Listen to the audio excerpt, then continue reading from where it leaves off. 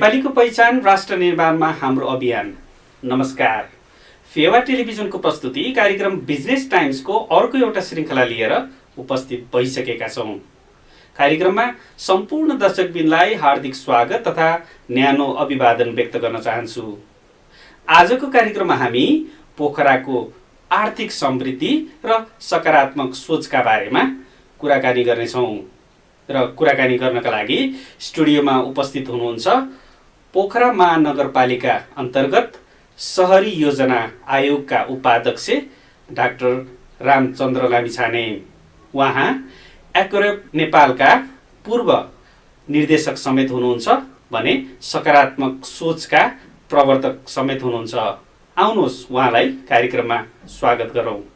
Doctor साहब, कार्यक्रममा धेरै धेरै स्वागत छ। धेरै धन्यवाद। सुरुमै प्रश्न मैले तपाईँलाई सोधेँ, विश्व सहरहरूको माझ पोखरा सहरलाई उभ्याउने हो भने तपाईँको इमेजिनेसनमा पोखरा सहर कस्तो खालको सहर हो? एकदमै महत्त्वपूर्ण प्रश्न राख्नुभयो यहाँले। म विश्वका करिब 20वटा जति देशहरूका सहरहरू घुमेको छु। धेरै विकसित भएका सहरहरू पनि देखेको छु र ती सहरहरूसँग तुलना गर्दा म पोखरामा हिँड्दाखेरि जहिले पनि के ठान्छु भनेदेखि मैले देखेका सबै सहरहरूमध्ये प्राकृतिक रूपमा पोखरा सबैभन्दा सुन्दर छ भन्ने लाग्छ मलाई। त्यसकारण यदि प्राकृतिक रूपमा सुन्दर छ भने भौतिक कुरा त हामीले बनाउने कुरा हो। त्यसकारण विश्वका सबै सहरहरू, सबै सुन्दर सहरहरू मध्ये आहा भन्ने बनाउन सकिन्छ पोखरा भन्ने लाग्छ मलाई। पोखराको यो तपाईँले योजना बुनिरहँदाखेरि जतिखेरबाट तपाईँले पोखराको यो योजनाको बागडोर सम्हाल्नु भयो, पोखराको प्रारूप कस्तो थियो र कस्ता खालका योजनाहरू बुन्दै हुनुहुन्छ अहिले? करिब 9 महिना भयो म योजना आयोगमा आएको, यहाँ सहरी योजना आयोगको उपाध्यक्ष भएर आएको। अब भौतिक रूपमा त जस्तो थियो पोखरा अहिले पनि त्यस्तै छ। हामीले खासै भनौँ न त्यस्तो यो 9 महिनाको बिचमा केही त्यस्तो भएको छैन। हालाकि केही सुधारहरू भयो होलान्। तर अहिले अब हामीले कसरी सोचिरहेको छौँ भने पोखराको सौन्दर्यतामा अझ पुरानो सौन्दर्य पोखरा जस्तो थियो, एकदमै सौन्दर्यात्मक पोखरा जहाँको वातावरण चाहिँ जस्तो यसको प्राकृतिक रूपमा जस्तो थियो त्यस्तै खालको पोखरा होस् र यहाँका मान्छेहरूको जीवन सहज होस्, आर्थिक विकासका अवसरहरू चाहिँ प्रशस्त हुन्, तर वातावरण चाहिँ एकदमै राम्रो होस्। आर्थिक विकास पनि होस्, वातावरणीय सन्तुलन पनि होस्, अथवा यसरी भनौँ न वातावरणीय सन्तुलन सहितको आर्थिक विकास र यहाँको हाम्रो जुन मौलिक संस्कृति छ त्यो सहितको विकास त्यस्तो प्रकारको होस् भन्ने हिसाबले नै हामीले अहिले योजनामा काम गरिरहेका छौँ र सम्भवतः हामीले त्यही प्रकारको योजना बनाउँछौँ। त्यसपछि महानगरपालिकाले त्यसलाई कार्यान्वयन गर्नेछ। ओके, भौगोलिक हिसाबले प्राकृतिक हिसाबले सुन्दर पोखरा छ र सांस्कृतिक समृद्धिका कुराहरू त आफ्नो ठाउँमा भइ नै हाले। आर्थिक समृद्धिको हिसाबले चाहिँ नेसनल हाम्रो सिटी प्लानिङ कमिसनले कस्तो भूमिका खेल्न सक्छ? आर्थिक निश्चित रूपमा चाहिँ हामीले जस्तो प्लान बनाउँछौँ त्यही प्रकारको आर्थिक स्वरूप बन्ने हो। त्यसकारण आर्थिक विकासको लागि सिटी प्लानिङ कमिसनको महत्त्वपूर्ण भूमिका हुन्छ र अब बन्ने योजनाले पोखराको अर्थतन्त्रलाई दिशानिर्देश गर्ने नै छ। त्यसकारण पोखरा एक हिसाबले यो सांस्कृतिक सहर हो, प्राकृतिक सहर हो र अब आर्थिक सहरको रूपमा विकास गर्ने गरी सहरी योजना आयोगले सोचिरहेको छ र त्यही अनुसार योजनाहरू बनाउने प्रयास गरिरहेको छ। पोखरा एउटा टुरिस्टिक डेस्टिनेसन पनि हो। पर्यटकीय हिसाबले पर्यटन व्यवसाय मार्फत आर्थिक समृद्धिको सम्भावना पक्कै पनि छ। कस्तो देख्नुहुन्छ अबका पर्यटनका दिनहरू? यस्तो छ, पर्यटनको प्याराडाइम सिफ्ट भएको छ। आजभन्दा 20 वर्ष पहिला जसरी पर्यटकहरू आउनुहुन्थ्यो आज त्यसरी आइरहनु भएको छैन भनेदेखि अब यो पोस्ट कोभिड सिचुएसनमा पर्यटनको चाहिँ प्याराडाइम सिफ्ट भएको छ। त्यसकारण पोखराले आफूलाई पनि बदल्न पर्छ। हिजो जुन हिसाबले हाम्रा प्राकृतिक सौन्दर्यहरूलाई देखाएर हामीले पर्यटन विकासको कुराहरूलाई चाहिँ एकदमै राम्रो छ भन्ने गरेका थियौँ, अब ती मात्रै पर्याप्त हुँदैनन्। तीसँगै अरू पूर्वाधार र अरू क्षेत्रहरूमा विकास गर्दै जानुपर्छ। किनभने 21औं शताब्दी भनेको ज्ञानको शताब्दी हो। प्राकृतिक सौन्दर्य त आफ्नो ठाउँमा छँदैछ, त्यतिले मात्रै अब पुग्दैन। त्यसमा चाहिँ नवीनतम ज्ञान जहाँ पाइन्छ त्यही नै मान्छेहरूको पहिलो रोजाइको गन्तव्य बन्ने छ। त्यसकारण प्राकृतिक स्रोतमा पोखरा दुनियाँको सबैभन्दा राम्रो छ, राम्रो मध्यमा छ। त्यस्तै अब यहाँ आउँदाखेरि नयाँ ज्ञान पाइन्छ भन्ने कुरा भयो भने हाम्रो पर्यटन चाहिँ अत्यन्तै विकसित भएर जान्छ। नत्र भने उही ताल हिमाल भनौँ न पोखराको संस्कृति मात्रै भनियो भनेदेखि चाहिँ पर्यटन मध्यम स्तरकै रहन्छ, धेरै विकास हुन सक्दैन। त्यसकारण अब हामीले ज्ञानका क्षेत्रहरू, ज्ञानका केन्द्रहरूलाई जति बढाउन सक्छौँ त्यति छिटो पोखरा चाहिँ दुनियाँको फेरि एकदमै मनपर्ने गन्तव्य बन्न सक्छ। जस्तो कि प्राकृतिक सौन्दर्यता हेर्न भन्दा पनि मानिसहरू ज्ञानका लागि यहाँ आउने भयो तपाईँ। हजुर, किनभने अब टुरिज्मको जुन सेलेक्सन छ नि त्यो सिफ्ट भइसक्यो के। प्राकृतिक स्रोत र सौन्दर्यको एउटा जमाना थियो, तर अब प्राकृतिक स्रोत सौन्दर्य र ज्ञान सँगसँगै अर्को चिज थपिएको छ क्या टुरिज्मको लागि आवश्यक प्रोडक्टमा। त्यसकारण हामी कहाँ प्राकृतिक सौन्दर्य त छँदैछ, त्यसमा अब नयाँ ज्ञान पनि थपिन पर्यो। थपियो भनेदेखि मात्रै हामी चाहिँ संसारको निर्विकल्प डेस्टिनेसन हुन सक्छौँ। के विकल्प हुन सक्छन् सर यो ज्ञान जस्तै? लिएर जान हजुर, औपचारिक तथा अनौपचारिक रूपमा ज्ञानका केन्द्रहरू वृद्धि हुनुपर्छ। जस्तै पश्चिमी संस्कृतिको अहिले एकदमै मलाई माफ गर्नु होला, पूर्वीय संस्कृतिको एकदमै धेरै डिमान्ड बढिरहेको छ संसारभरि। त्यसकारण हामीले यो पूर्वीय संस्कृतिको ज्ञान प्राप्त गर्ने ठाउँ पनि हो पोखरा भन्ने पनि हिसाबले पोखरालाई थप त्यो पहिचानमा ढाल्न जरुरी छ।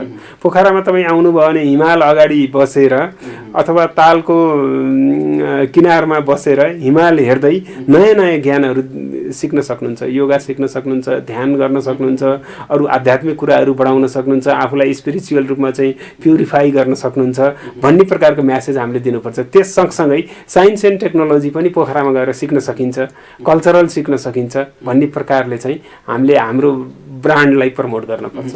भनेपछि पछिल्लो समय जुन वेस्टर्नाइजेसन विश्वव्यापीकरणले हामीलाई जुन असर पार्यो, हामी चाहिँ अमेरिकनाइजेसन लगायतमा गयौँ, तर हाम्रो आफ्नो कोर भनेको चाहिँ पूर्वीय दर्शन हामीले बिर्सिँदै गयौँ। त्यो पनि पर्यटनमा मिसायो भने चाहिँ अझै समृद्ध हुन्छ भनेर मैले सही भन्नु? तपाईँले एकदम सही भन्नुभएको हुन्छ। अझ यसलाई कसरी बुझाउन, आज टुरिस्टहरू घरबाट किन निस्किन्छन् त? पर्यटकहरू घुम्न भनेर किन निस्किन्छन् त भन्दा पहिला सिन मात्रै हेर्न निस्किन्थ्यो भने अब ज्ञान सङ्कलन गर्न सिन सँगसँगै ज्ञान पनि चाहिन्छ क्या उनीहरूलाई। किनभने आजको जमाना यति कम्प्लिकेटेड भयो कि अब नयाँ ज्ञान सिकिएन भने बाँच्नै गाह्रो हुन्छ कि नयाँ तरिकामा समाहित हुनै गाह्रो हुन्छ। त्यसकारण त्यो ज्ञान चाहिँ सबैभन्दा मूल्यवान ज्ञान कहाँ छ त भनेर हेर्दाखेरि पाश्चात्य ज्ञानमा पावरफुल छ कि पूर्वीय ज्ञान पावरफुल छ भन्दाखेरि पश्चिमाहरूले नि के कुरामा विश्वास गर्छन् भने पूर्वको ज्ञान चाहिँ धेरै पावरफुल छ, अब हामीले पूर्वीय ज्ञान पनि सिक्नुपर्छ भन्छन्। त्यो हो भने पोखरा जाउँ, त्यहाँको चाहिँ एकदमै ल्यान्डस्केप पनि हेर्न पाइन्छ, कल्चर पनि हेर्न पाइन्छ र इस्टर्न फिलोसफी अथवा इस्टर्न नलेज पनि ल्याउन पाइन्छ भन्ने हिसाबले हामीले हाम्रो प्रोडक्टलाई आइडेन्टिफाई अथवा यसलाई चाहिँ ब्रान्डिङ गर्न सक्यौँ भनेदेखि चाहिँ एकदमै थोरै मेहनत गरेर पनि छिटो धेरै टुरिस्टको चाहिँ फ्लो पोखरामा हुन सक्छ।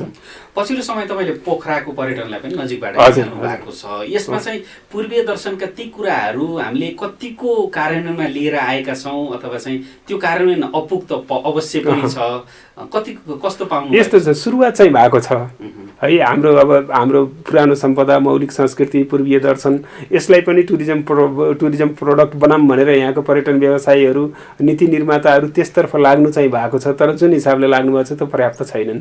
किनभने यसको लागि चाहिँ एउटा ठुलो इन्फ्रास्ट्रक्चर भनौँ न, कल्चरल इन्फ्रास्ट्रक्चरदेखि लिएर तपाईँको फिजिकल इन्फ्रास्ट्रक्चर सबै कुराहरू चाहिन्छ र त्यसको लागि अर्को चाहिने कुरा भने चाहिँ उच्च परिकल्पना शक्ति पनि हो, त्यो क्षमता पनि हो। त्यसकारण यी सबै कुराहरू चाहिँ हामीले यहाँ स्थानीय स्तरमा विकास गर्नुपर्ने हुन्छ। हाम्रा नीति निर्माताहरू यो कुरामा कन्भिन्स हुनुपर्ने हुन्छ। किनभनेदेखि यो नयाँ कुरा हो र नयाँ कुरा त्यतिखेर सार्थकता हुन्छ जतिखेर हामी बढीभन्दा बढी मान्छेले त्यसलाई विश्वास गर्छौँ र त्यसलाई आकार र स्वरूपमा ढाल्न सक्छौँ। त्यसकारण केही प्रयासहरू भएका छन्, यहाँले भन्नु नै भयो, तर पर्याप्त छैनन्, तर गर्न त्यही नै पर्छ। उदाहरणका लागि स्पिरिचुअल टुरिज्म भयो, तपाईँले नै जोड्नुभयो, मेडिटेसनका टुरिज्महरू भयो, त्यस्ता खालका प्रकारहरू जसले चाहिँ हामीले व्यावसायिक समृद्धि ल्याउन सक्छौँ। कस्तो कस्तो खालका यी पूर्वीय दर्शनका एक्टिभिटिजहरू हुन सक्लान् सर? पूर्वीय दर्शनमा पावर के छ भने पहिला हेरौँ न, लाइफमा मान्छेलाई सबैभन्दा बढी के चाहिन्छ? बाँच्नको लागि, जस्तै नेचरको लागि भनौँ न एकदम प्योर अक्सिजन चाहिन्छ अथवा प्योर हावा चाहिन्छ, त्यस्तै जीवन बाँच्नको लागि अरू भनौँ न हामी बाँच्नको लागि हामीलाई खाना चाहिन्छ, त्यस्तै कहिलेकाहीँ हामी बिरामी भयो भने औषधि उपचारहरू चाहिन्छ, मनोरञ्जन चाहिन्छ, आधारभूत कुराहरू यिनै हुन् नि। त्यसकारण आज हामीले हेऱ्यौँ भने धेरैजसो मान्छेहरूको सबैभन्दा बढी खर्च कहाँनिर भइरहेको छ भन्दाखेरि औषधि उपचारमा भइरहेको छ। किन त भन्दा लाइफस्टाइलै त्यस्तो टाइपको छ। लाइफस्टाइल यस्तो टाइपको छ कि लग्जरी र रिल्याक्स गर्ने नाममा मान्छेले दीर्घ रोगहरू चाहिँ कमाइरहेका हुन्छन्। तर पूर्वीय लाइफस्टाइलले के दिन्छ भने तपाईँले रिल्याक्स पनि गर्नुहोस्, सधैँ निरोगी पनि हुनुहोस् भनेर सिकाउँदो रहेछ नि त। र र पश्चिमाहरूको लागि चाहिँ त्यो अचुक अस्त्र हुन्छ के, त्यो चाहिँ एकदमै राम्रो प्रोडक्ट हुन्छ। हाम्रो जुन लाइफस्टाइल छ त्यो लाइफस्टाइल चाहिँ उनीहरूले सिक्नुपर्छ, जुन हामीले बाई बर्थ मतलब हाम्रो संस्कृतिले हामीलाई यहाँ हाम्रो ठाउँले सिकाइरहेको छ त्यो कुराहरू उनीहरूले सिक्न चाहन्छन्। त्यो सिक्ने ठाउँ भनेको चाहिँ पोखरा एप्रोप्रिएट हुनसक्छ र त्यसमा टुरिज्म हुनसक्छ। त्यसकारण स्पिरिचुअलिटी एउटा नेपालीले चाह्यो भने उसलाई धेरै मेहनत नगर्यो भने पनि ऊ त्यो भनौँ न आध्यात्मिक ज्ञानहरू प्राप्त गर्न सक्छ। तर एउटा पश्चिमाको लागि चाहिँ जसरी एउटा नेपाली विद्यार्थीले स्कलरसिप पाएर अमेरिका गएर पढ्नुपर्छ त्यो अमेरिकनको लागि ठ्याक्कै त्यही हो। त्यसकारण हामीसँग के छ भन्दाखेरि हामीले यहाँ बसेर अङ्ग्रेजी र साइन्स एन्ड टेक्नोलोजी अमेरिकनकै हाराहारीमा सिकाउन सक्दैनौँ, तर मेडिटेसन, योगा, इस्टर्न फिलोसफी, हाम्रो ट्रिटमेन्ट प्रोसेस भनौँ न यो कुरा चाहिँ उनीहरूले भन्दा धेरै गुणा राम्रो हामीले यहाँ सिकाउन सक्छौँ। त्यसकारण जसरी उनीहरूले आफ्नो एजुकेसनलाई ब्रान्डिङ गरे नि हामीले हाम्रो यो प्रोडक्टलाई ब्रान्डिङ गर्नुपर्छ। त्यसको लागि चाहिँ के हुन्छ त भन्दाखेरि केही सेन्टरहरू डेभलप गर्नुपर्छ। त्यो कुरा छन् भनेर उनीहरूलाई विश्वास दिलाउनुपर्छ। त्यो विश्वास दिलाउनको लागि हामीले काम गर्नुपर्छ।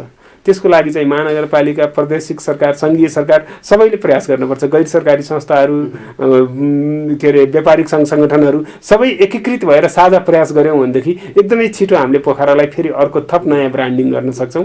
र अहिले शिथिल रहेको पर्यटन हामीले अहिले धान्न मात्रै सक्यौँ भने 1-2 वर्षमा यसले चाहिँ भनौँ न तपाईँको पुरानै अवस्थामा फर्किन्छ अथवा त्योभन्दा राम्रो हुन्छ, त्योभन्दा पनि अझ राम्रो हुन्छ। हुन त सर आफै पोलिसी लेभलमा हुनुहुन्छ, तर अब यी कुराहरू अहिले हाम्रो कुराकानीमा आए पूर्वीय दर्शन र पर्यटनलाई फ्युजन गराउने कुराहरूमा चाहिँ पोलिसी लेभलमा कहाँ कहाँ चाहिँ सुधारका खाँचाहरू छन् सर? यस्तो छ हेर्नुहोस्, अब छन् त अब म महानगरीय स्तरको पोलिसीमा त पक्कै नै प्रभाव पार्न सक्छु होइन। त्यस्तै अब प्रदेश र सङ्घको पोलिसीमा हामीले धेरै प्रभाव पार्न सक्दैनौँ। तर कुरा के हो भनेदेखि यी कुराहरू चाहिँ जस्तै अब डिस्कसनको इस्युज बन्यो भनेदेखि चाहिँ यसले चाहिँ सबै ठाउँमा चाहिँ प्रभाव पार्छ। डिस्कसनको इस्यु कसरी बन्छ भन्दाखेरि यसलाई मिडियाले पिकअप गरिदिनु पऱ्यो, सिभिल सोसाइटीले रुचाइदिनु पऱ्यो, निर्वाचित जनप्रतिनिधिहरूले यो कुराहरूलाई उठाइदिनु पऱ्यो, बिजनेस कम्युनिटीहरूले पनि यो नयाँ प्रोडक्टको क्षेत्र हो भनेर उठाउनु पऱ्यो। त्यो भयो भने चाहिँ अनि यो नेसनल पोलिसीमा पनि रिफ्लेक्ट हुन्छ।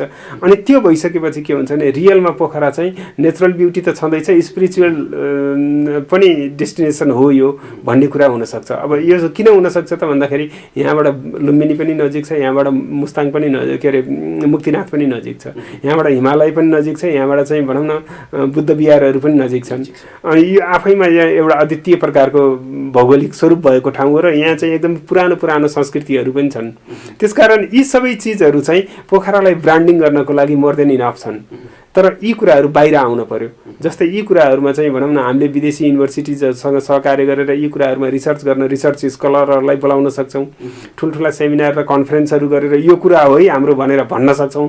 त्यसकारण जति छिटो हामी यहाँको यो इन्फर्मेसनलाई डिसिमिनेट गर्न सक्छौँ संसारभरि, जति छिटो यहाँको भनौँ न पोटेन्सियलहरूलाई चाहिँ संसारका मान्छेहरूको सामु पुर्याउन सक्छौँ त्यति छिटो हामी ब्रान्डिङ गर्न सक्छौँ। त्यसकारण हामी कन्सर्न स्टेक होल्डरहरूले यो कुरालाई ध्यान दिन एकदमै महत्त्वपूर्ण छ।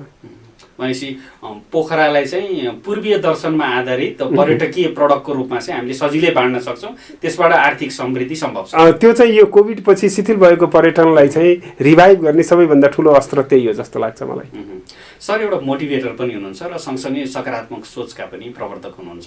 यसरी तपाईँले जस्तो कि आजकै यो कुराकानीमा यो कुराहरू आयो र यस्तै खालका औपचारिक अनौपचारिक सेमिनार गोष्ठीहरूमा चाहिँ तपाईँले योजनाहरू बुन्दै गर्दाखेरि स्टेक होल्डर लगायत विज्ञहरूको चाहिँ त्यो उत्साह, कोभिड पछाडिको पनि त्यो उत्साह शब्द मार्फत सेयर गरिदिनुहोस् न। अब यस्तो छ, धेरैजसो भनौँ न धेरैजसो स्टेक होल्डर अथवा पोलिसी मेकर अथवा पोलिटिकल लिडर अथवा ब्युरोक्रेटिक लिडर सिभिल सोसाइटीको मान्छेहरू एक प्रकारले केही गर्न सकिन्छ भन्ने त सबैमा छ नै। तर मुख्य कुरा के हो भने प्रायोरिटी हाम्रो के हो र कसरी गर्न सकिन्छ भन्ने चिजमा अलमल छ। किनभने अब यो देशको अर्थतन्त्र अर्थनीतिले पनि धेरै फरक पार्छ। हाम्रो देशको अर्थनीति चाहिँ कस्तो छ भनेदेखि अहिले लोकल इकोनोमी फ्लोरिस हुने खालको अथवा स्थानीय स्तरका व्यवसायीहरूलाई चाहिँ प्रवर्धन गर्ने खालको छैन। यो अलिकति भनौँ न त्यति एकदमै आर्थिक विकासलाई फस्टाउने खालको अर्थनीति हाम्रो देशले अहिले लिइरहेको छैन। यो विडम्बना हो। किनभनेदेखि स्थानीय स्तरमा पुँजी सङ्कलन गरौँ, स्थानीय व्यवसायीहरूलाई चाहिँ प्रवर्धन गरौँ भन्ने हिसाबको चाहिँ नहुँदाखेरि चाहिँ धेरैजसो बिजनेसम्यानहरू खास गरी टुरिज्म सेक्टरमा लागेका व्यापारीहरूमा अहिले ठुलो नैराश्यता छ। अनि उहाँहरूको अगाडि मैले यसरी कुरा गर्दा केही हुन्छ कि भन्ने कुरा उहाँहरूले ठान्नुहुन्छ। जस्तै अब पोखराका व्यापारीहरू अथवा टुरिज्म व्यवसायीहरू के चाहनुहुन्छ भने ब्याङ्कले हामीलाई चाहिँ लोन इन्ट्रेस्ट रेट अलिकति घटाइदियोस्, किनभने अहिले बिजनेस भएको छैन, ब्याङ्क चाहिँ एकदमै कम प्रफिटमा बसोस् र प्रफिट मार्जिन घटाओस् भनेर उहाँहरूको चाहना छ, अथवा लोन रिसेड्युल गरिदियोस् भन्ने चाहना छ, जुन सामान्य चाहना हुन्। तर अब ब्याङ्कहरूले त्यति पनि सपोर्ट गरिरहेको छैनन्। सरकारले एउटा स्टिमुलस प्याकेज भनेर ल्याएको छ, त्यो व्यापारी कहाँ पुगिरहेको छैन। त्यसले गर्दा व्यवसायीहरूमा एकदम ठुलो फ्रस्ट्रेसन छ।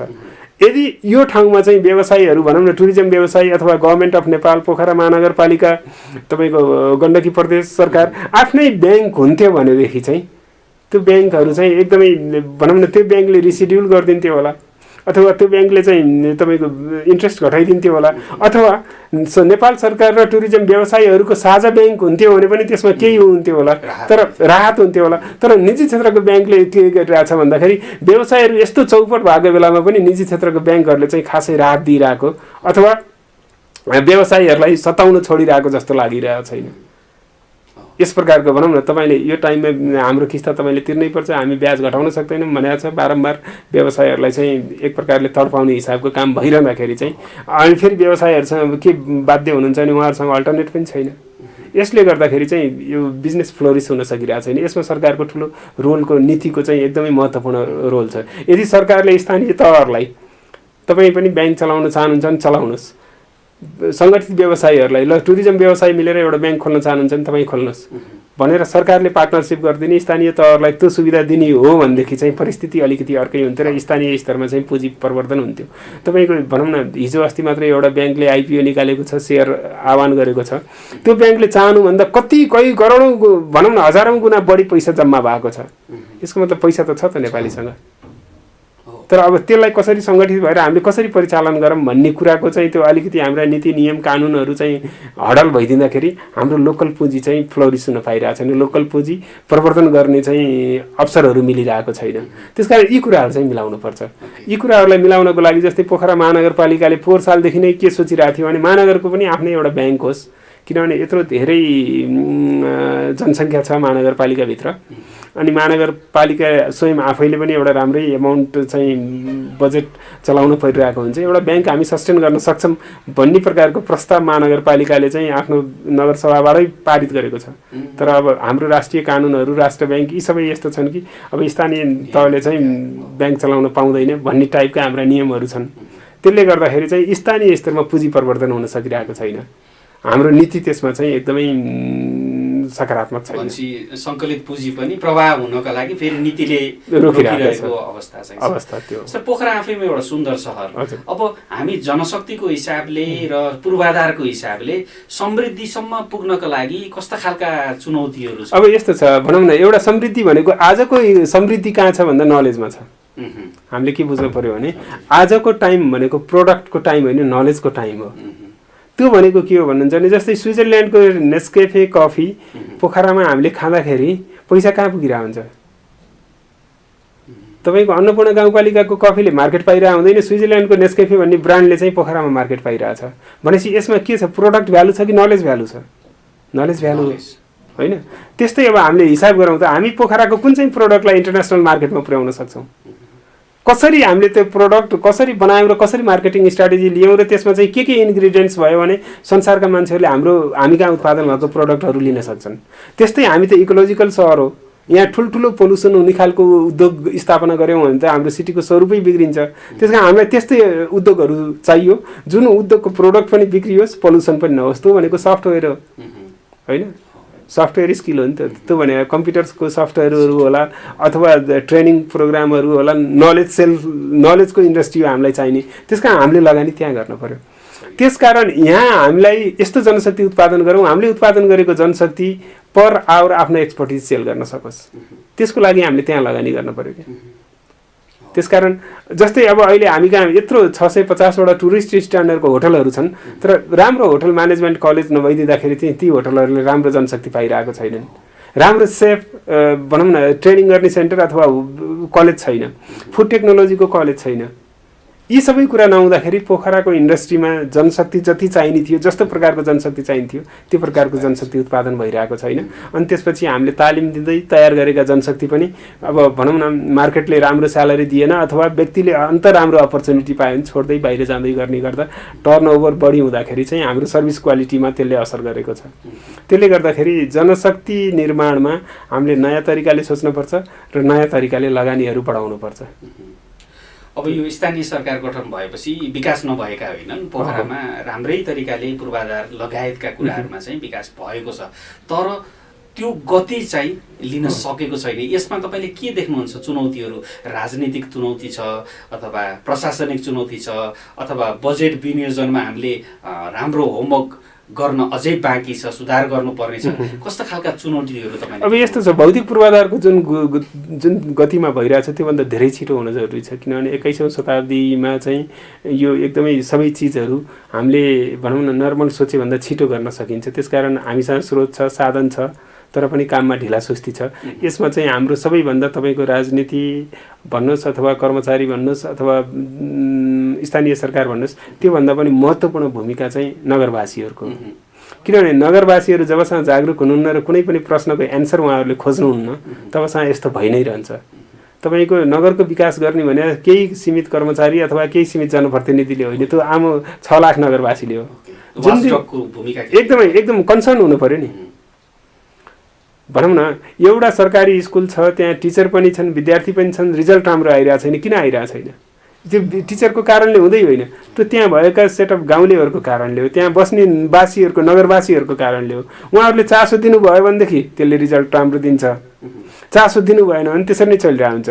त्यस्तै पोखराको विकास भौतिक पूर्वाधारदेखि जुनसुकै विकास भन्नुहोस्, त्यो गर्ने कि नगर्ने, हुने कि नहुने भन्ने कुरा नगरवासीमा भर पर्ने कुरा हो। त्यो चाहिँ कर्मचारी, राजनीतिक पार्टी अथवा उसमा हुँदै होइन।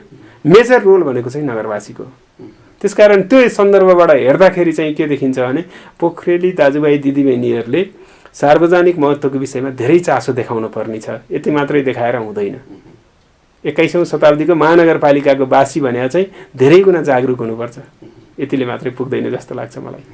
पोखरा आफैमा एउटा टाउन प्लानिङको हिसाबले भर्जिन सिटी हो। यद्यपि केही विकासका कामहरू पछिल्ला वर्षहरूमा गति लिए तापनि अबको पोखराको माग यसले कस्तो खालको मोडालिटीको चाहिँ डिमान्ड गर्छ र कसरी अगाडि लिएर जाँदै हुनुहुन्छ पोखरालाई? पोखरा भनेको चाहिँ अहिले यसमा धेरै पोटेन्सियल छन्। यो चाहिँ मैले अघि नै भने नम्बर 1 डेस्टिनेसन र वाओ भन्ने खालको सिटी हुने हैसियत यसमा छ र त्यो हो नै। त्यसकारण अबको पोखरालाई अगाडि बढाउनको लागि सबैभन्दा बढी हाम्रो पोखरावासीहरूको चाहिँ भूमिका महत्त्वपूर्ण छ र उहाँ जति जागरुकता पोखरेलीहरूले देखाउन सक्नुहुन्छ त्यति छिटो सिटीको विकास हुन्छ र त्यति छिटो यो आइडियलिस्टिक सिटी बन्छ। त्यसकारण पोखरा चाहिँ दुनियाँको एउटा आइडियलिस्टिक सिटी बन्न सक्छ र बनाउनु पर्छ र त्यो बनाउनु पर्छ भन्ने मान्यतामा सहरी योजना आयोग लागेको पनि छ र त्यसको लागि चाहिँ एकदमै साझेदारी र सहभागिता चाहिँ नगरवासीहरूको महत्त्वपूर्ण छ। किन त भन्दाखेरि म तपाईँलाई एउटा इक्जाम्पल दिन्छु। नर्वेको कुरा गऱ्यौँ भने 100% ट्याक्स कलेक्सन हुन्छ, तर त्यो ट्याक्स चाहिँ कुनै पनि सरकारको कारणले अथवा जनप्रतिनिधिको कारणले कलेक्सन हुने होइन।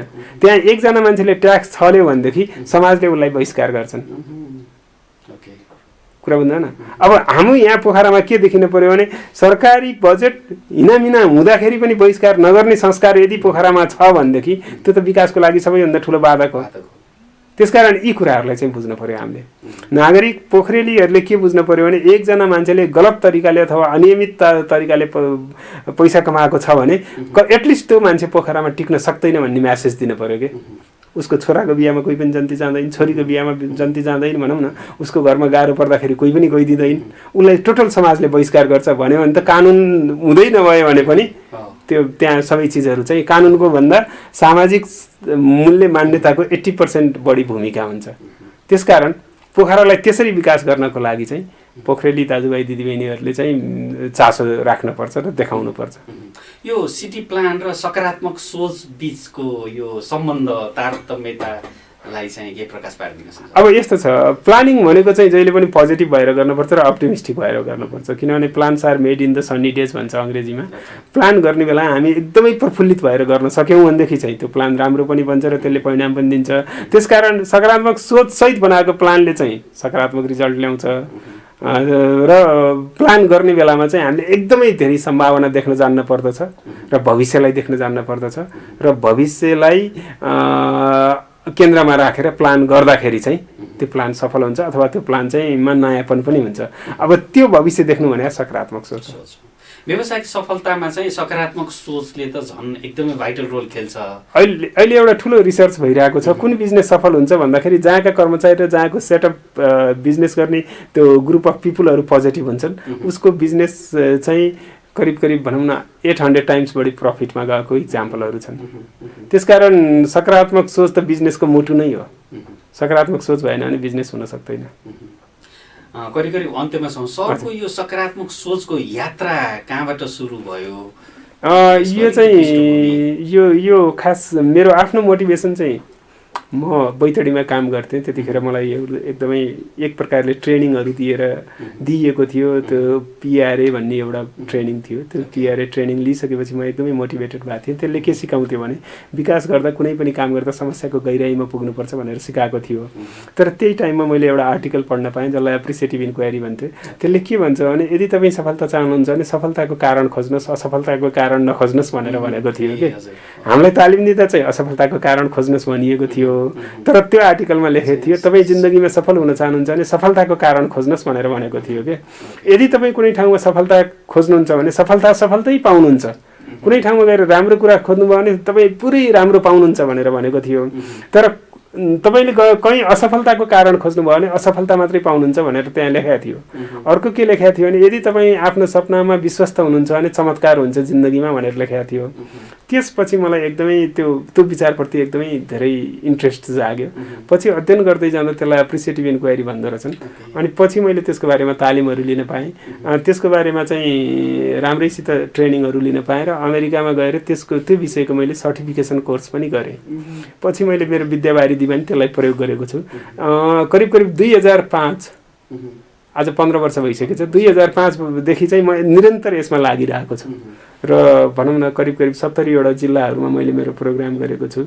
चाइना, इन्डिया, बङ्गलादेश लगायतका भनौँ न 8-10वटा देशहरूमा मैले आफ्नो प्रेजेन्टेसनहरू गरेको छु। मलाई यसमा एकदमै विश्वास लाग्छ र मैले यो एप्रोचले ठुल्ठुलो परिवर्तनहरू ल्याएको चाहिँ फिल गरेको छु, देखेको छु। हामी कार्यक्रमको करिब अन्ततर्फ छौँ। दर्शकबिनहरूलाई मैले सोध्न बिर्सिएका र सरले भन्नुपर्ने केही कुराहरू छ भने राखिदिनुहोस् न। हस्, धेरै धन्यवाद। मलाई के लाग्छ भने पोखराको भविष्य एकदमै उन्नत छ, एकदमै उज्जवल छ। हामी सबै मिलेर पोखरालाई नयाँ पोखरा एकदमै भनौँ न संसारकै लोभलाग्दो सहरको रूपमा बनाउन सक्नेछौँ। त्यसको लागि नागरिक सचेतना र नागरिक भूमिका महत्त्वपूर्ण हुन्छ। यदि सम्पूर्ण पोखरेली दाजुभाइ दिदीबहिनीहरूले पोखरामा हामी एकदमै राम्रो सकारात्मक कुराहरू मात्रै प्रवर्धन गर्छौँ भनेर सोच्नु भएर त्यही अनुसारको व्यवहार हामीले गर्न सक्यौँ भने हाम्रो भविष्य एकदमै सुन्दर छ। व्यस्त हुनुहुन्थ्यो, यद्यपि तपाईँले फेवा टेलिभिजनलाई दिनुभएको यो समय र अभिव्यक्तिका लागि तपाईँलाई धेरै धेरै धन्यवाद। हस्, यो कार्यक्रममा यहाँले मलाई आमन्त्रण गर्नुभयो, यसको लागि नि एकदम हार्दिक आभार तथा नमस्कार। Thank you so much sir. आदरणीय दर्शकबिन, उहाँ हुनुहुन्थ्यो पोखरा महानगरपालिका अन्तर्गत सहरी योजना आयोगका उपाध्यक्ष डाक्टर रामचन्द्र लामिछाने। उहाँसँग हामीले पोखराको समग्र आर्थिक समृद्धि र सकारात्मक सोचका बारेमा भलाकुसारी गऱ्यौँ।